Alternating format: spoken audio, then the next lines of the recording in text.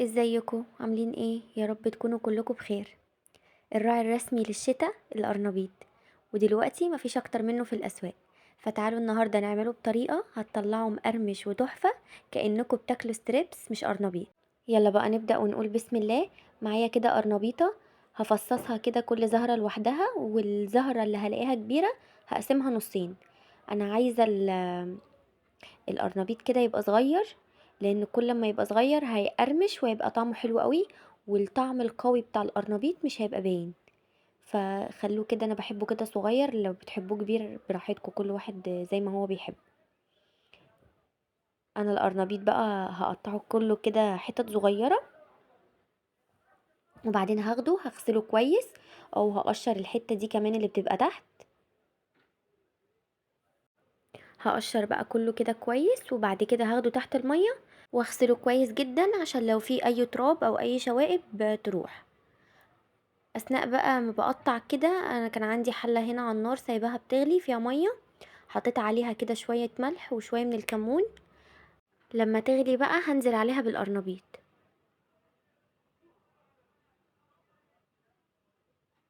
انا هنا كنت مقطعه حبه كبير وحبه صغير، هنزل بالكميه كلها،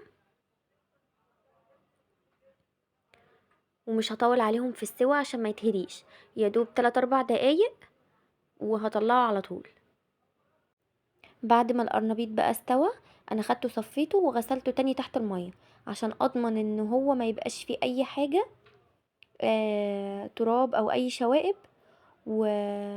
وكمان عشان يوقف السوا بتاعه. هحضر بقى للخلطة. معايا هنا كوبايتين من الدقيق، حطيت عليهم معلقة توم صغيرة، بس انتوا ممكن تخليها كبيرة يعني. حطيت كمان نص معلقة من الكزبرة، ونص معلقة من الكمون، ونص ربع معلقة من الكركم. حطيت نص معلقة مرقة فورية، وظبطت بقى الملح، وكمان حطيت رشة شطة، ونزلت بنص حزمة بقدونس. هنزل بقى عليهم بكوباية ونص من اللبن.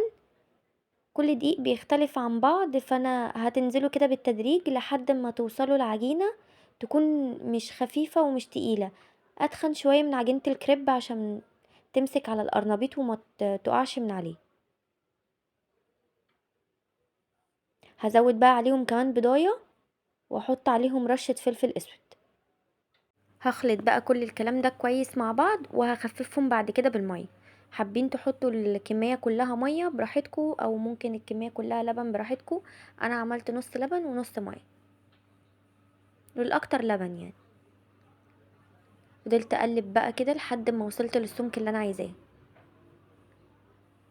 زي ما قلت لكم، ما يبقاش تقيل وما يبقاش خفيف، مايل للتقيل كده.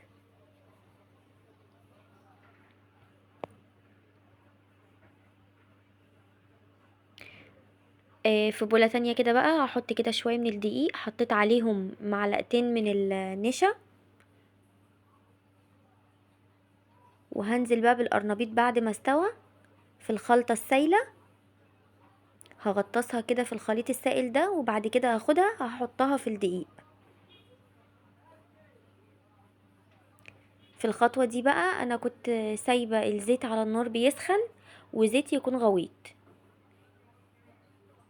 هحط كده القرنبيط واقلبه كده في بعض في الدقيق، مش هضغط عليه عشان ما يطلعش مكتوم. انا بقلبه كده من فوق لتحت كده علشان ايه، يتدحرج في الدقيق.